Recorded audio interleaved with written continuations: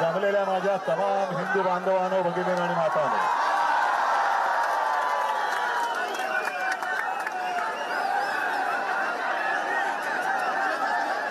याच एका वाक्याने हिंदू हृदय सम्राट शिवसेना प्रमुखांनी देशातल्या तमाम हिंदूंना जागं केलं होतं आणि विखुरलेल्या हिंदूंना एकवटवलं होतं.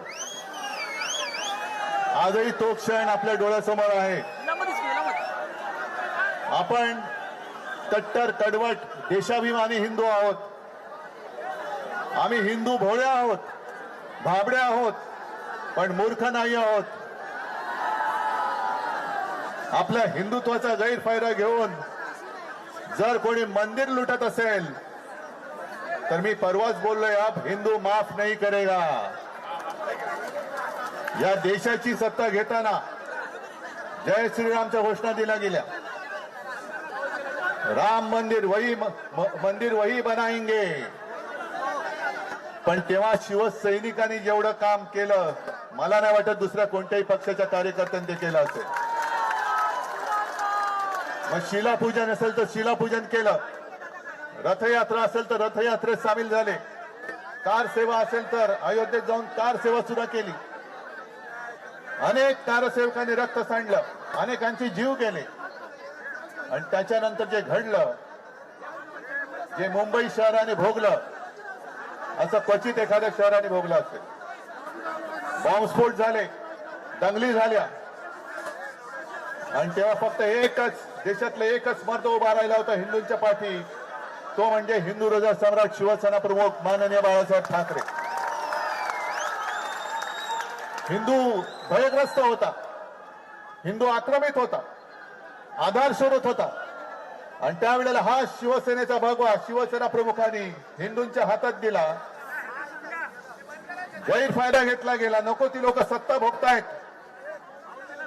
आणि हिंदू आजही भरडला जातोय. 12 वर्ष होऊन गेली. आज ज्यासाठी आपण मेहनत केली होती ती व्यक्ती पंतप्रधानपदी बसली आणि बसल्यानंतर कट्टर कडवट हिंदुत्ववादी शिवसेनेला नष्ट करण्यासाठी जणू काही अफजल खानी विडा त्यांनी उचलला. काय उचलला? कारण हिंदुत्वाचा गैरफायदा घ्यायचा होता. हिंदुत्वाचा गैरफायदा घेताना फक्त एकच शिवसैनिक असा आहे, एकच शिवसेना देशात अशी आहे की समोर उभी राहून निधड्या छातीने त्यांना प्रश्न विचारू शकेल. काय वातावरण होतं? अयोध्या तो झाकी है, काशी मथुरा बाकी है. आता मला भीती वाटायला लागली, जर ही अयोध्याची झाकी असेल तर काशी मथुरा किती लुटतील. आणि 12 वर्षामध्ये आपलं भगव्याचं सरकार तिकडे आलं असं आम्हाला वाटत होतं, आपल्याला वाटत होतं. हक्काचं सरकार आलं.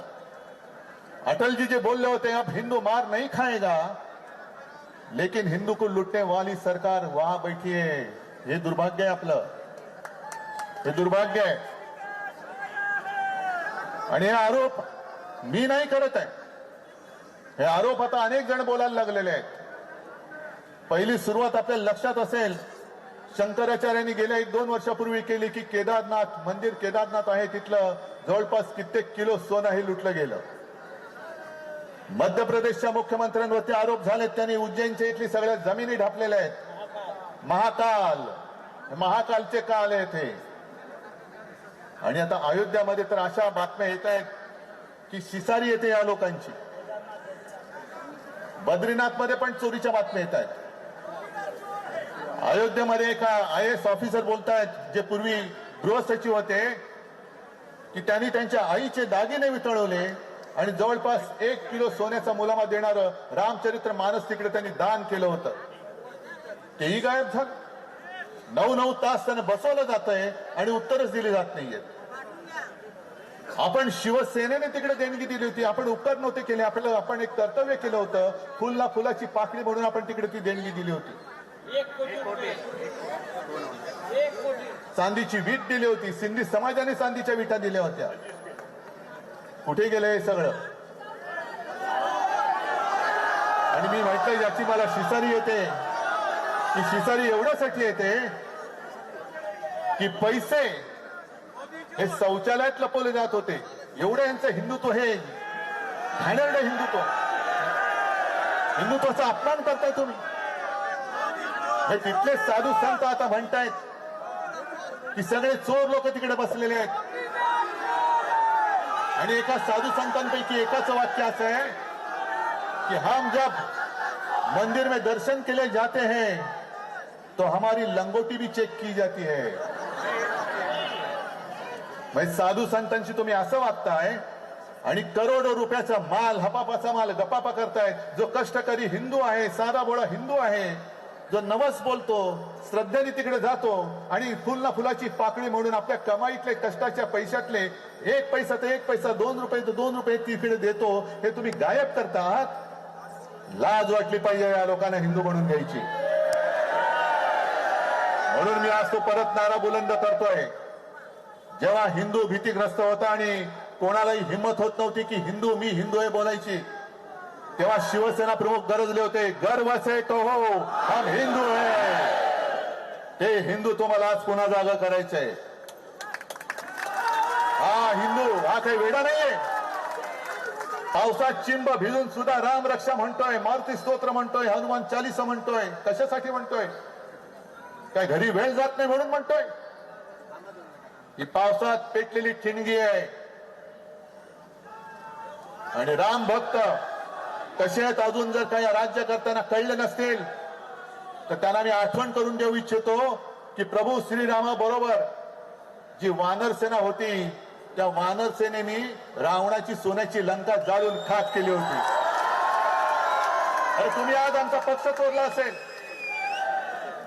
आमच्याकडचा प्रभू रामचंद्राचं धनुष्यबाण चोरला असेल, पण आज आमच्या हातामध्ये हनुमानाने ज्या मशालेनी लंका जाळली होती ती मशाल आज आमच्या हातात आहे. तुमच्या अन्यायाची लंका आम्ही जाळून खाक केल्याशिवाय राहणार नाही. आणि जे तथाकथित भोंदू हिंदू रक्षक आहेत हे आपल्यावरती टीका करतायत. त्यांना मी सांगू इच्छितो की अरे जर तुमच्या धमन्यांमध्ये अस्सल हिंदूंचं रक्त असेल तर आमच्या सोबत राम रक्षा करण्यासाठी रस्त्यावरती या. रामाची रक्षा करायची आहे.